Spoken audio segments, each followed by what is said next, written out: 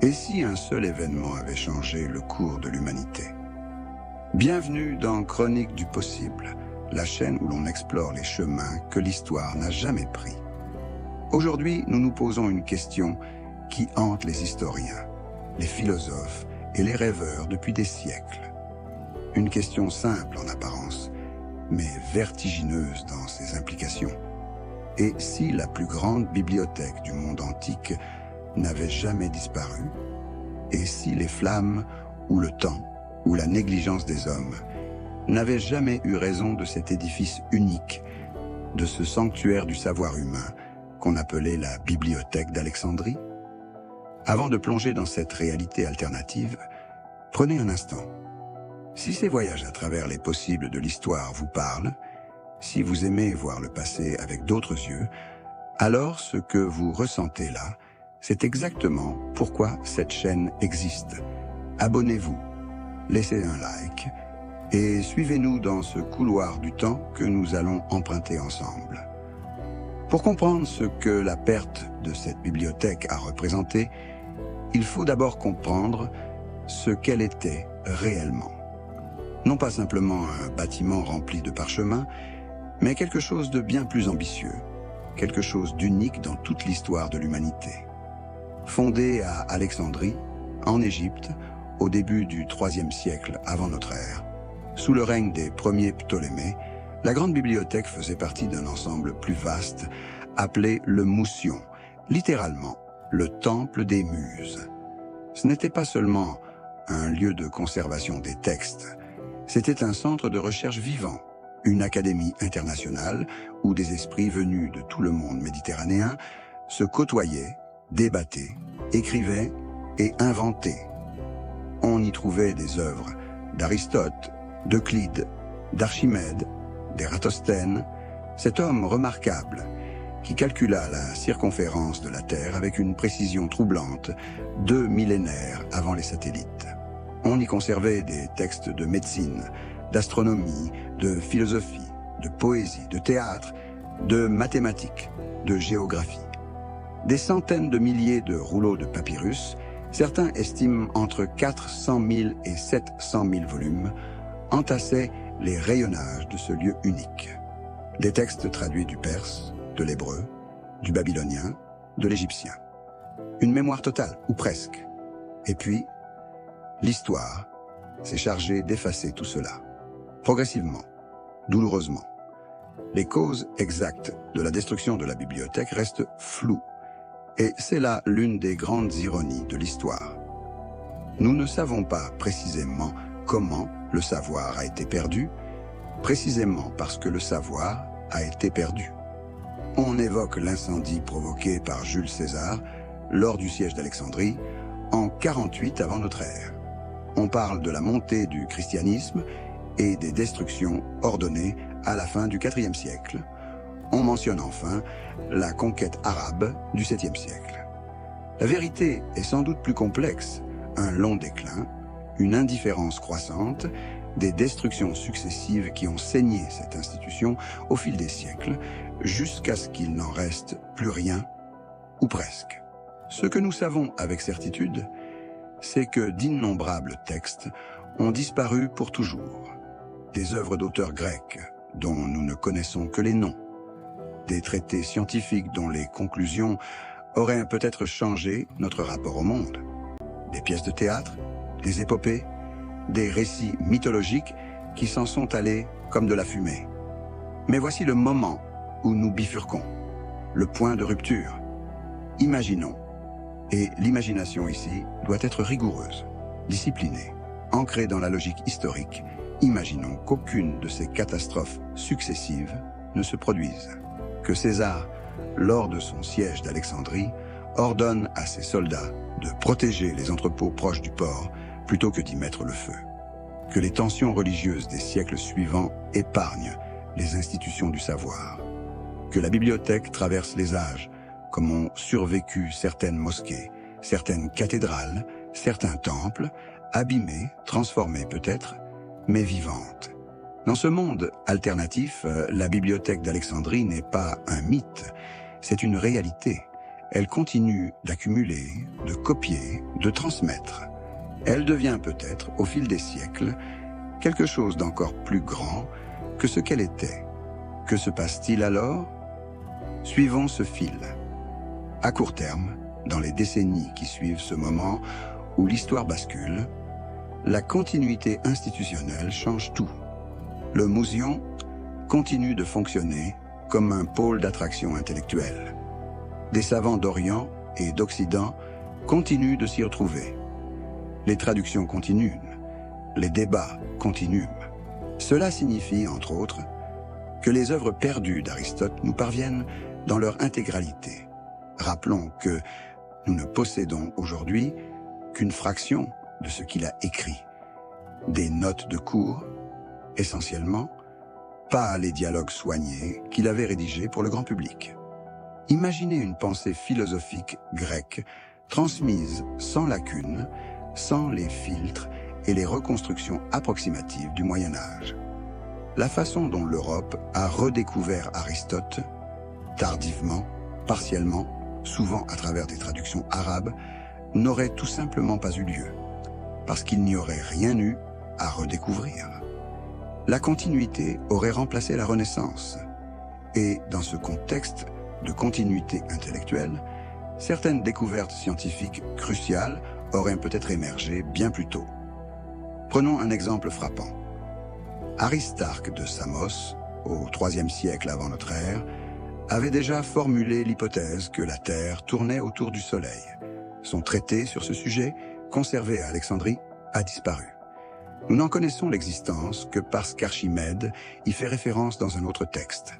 Si cette idée avait été préservée, diffusée, débattue et développée, au lieu d'être enterrée pendant 18 siècles, Copernic n'aurait pas révolutionné le XVIe siècle avec cette idée. Elle aurait déjà fait partie du paysage intellectuel depuis longtemps. À moyen terme, les conséquences se font plus profondes, plus systémiques. Et c'est ici que le scénario alternatif devient vraiment vertigineux. Le Moyen Âge, tel que nous le connaissons, n'existerait probablement pas. Pas sous cette forme, en tout cas. Cette longue période que les historiens ont longtemps appelée, à tort mais avec une certaine logique, les âges sombres de l'Europe occidentale, caractérisés par la fragmentation du savoir, la disparition de nombreuses techniques antiques, la réduction de l'alphabétisation au cercle monastique. Tout cela est en grande partie une conséquence de la perte des institutions du savoir antique. Si la bibliothèque d'Alexandrie avait survécu, si le Moussion avait continué de fonctionner comme centre intellectuel vivant, il n'y aurait pas eu ce verrou, cette rupture, ce gouffre entre l'Antiquité et la modernité. Cela ne signifie pas que l'histoire aurait été sans conflit, sans guerre, sans domination. L'humanité n'est pas si simple, mais le rythme du progrès scientifique et technique aurait pu être radicalement différent.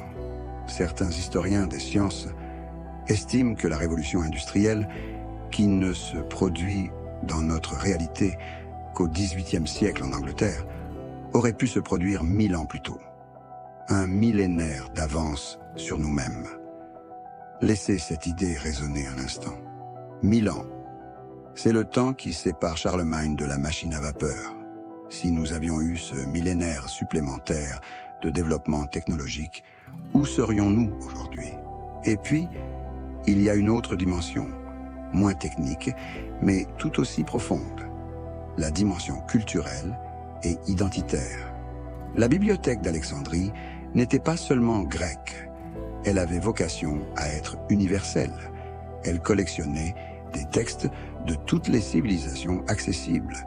Si elle avait survécu et prospéré, peut-être que la vision du monde occidental, cette tendance à se percevoir comme le centre de la civilisation, comme l'héritier unique du savoir, aurait été beaucoup plus nuancée. Peut-être que la continuité de cette institution polyglotte et multiculturelle aurait rendu les frontières entre les civilisations plus poreuses, plus dialogiques. À long terme, dans ce monde alternatif que nous construisons, les contours de notre géopolitique actuelle pourraient être entièrement différents. Pensez aux grandes conquêtes coloniales européennes.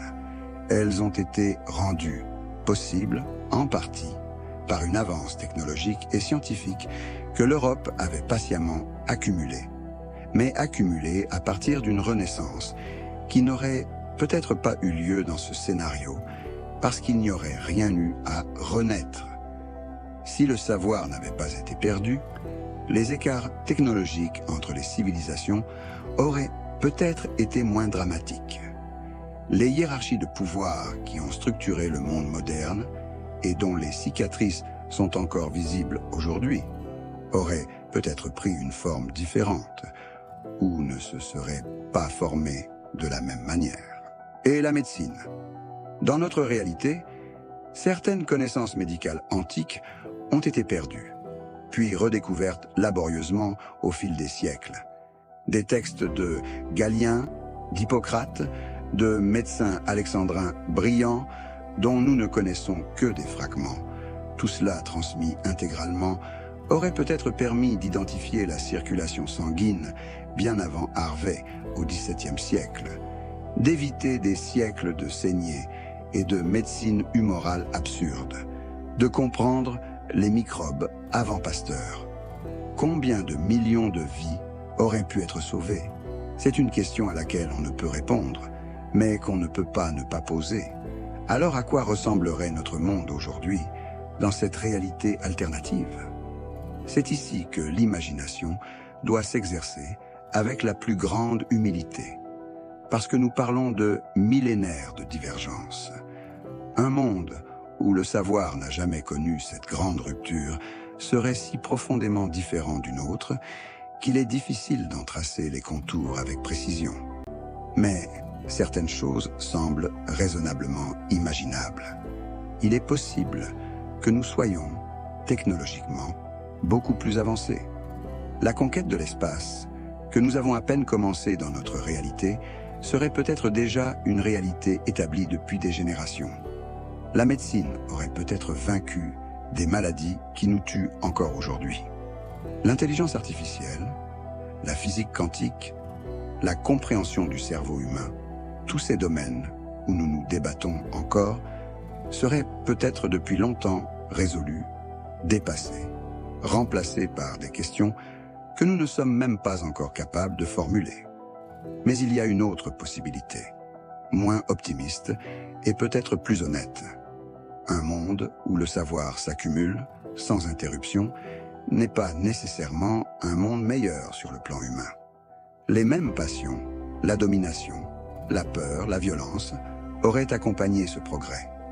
Un empire qui maîtrise une technologie avancée depuis 2000 ans de plus que dans notre réalité aurait peut-être des capacités de contrôle et d'oppression infiniment plus sophistiquées. L'histoire n'est pas linéaire, et le progrès technique ne s'accompagne pas automatiquement de progrès moral. Peut-être que dans cette réalité alternative, le monde serait à la fois plus avancé et plus fragile. Ou peut-être que les grandes ruptures, les pertes, les recommencements que l'humanité a traversés dans notre histoire ont, paradoxalement, contribué à façonner notre résilience, notre créativité, notre façon de chercher dans l'obscurité. Ce que nous savons avec certitude, et c'est là la seule certitude que cet exercice nous autorise, c'est que la bibliothèque d'Alexandrie n'était pas seulement un bâtiment, c'était une idée. L'idée que le savoir mérite d'être collecté, préservé, partagé. L'idée que la mémoire de l'humanité est un bien commun. Et cette idée-là, malgré tout, malgré les flammes et les guerres et l'indifférence des siècles, n'a jamais vraiment disparu. Elle est là, dans chaque bibliothèque, dans chaque université, dans chaque moteur de recherche, dans chaque livre que vous avez ouvert. Peut-être que la vraie question n'est pas « et si elle n'avait jamais été détruite ?» Peut-être que la vraie question est « qu'est-ce que nous faisons, nous, aujourd'hui, pour que le savoir ne soit plus jamais perdu ?» Et y a-t-il en ce moment même des bibliothèques d'Alexandrie que nous sommes en train de laisser brûler, non pas par les flammes, mais par l'indifférence, par le désinvestissement, par la négligence? C'est une question que j'aimerais vous poser, à vous qui regardez cette vidéo. Que pensez-vous qu'il se serait passé? Est-ce qu'un monde sans cette rupture serait un monde meilleur?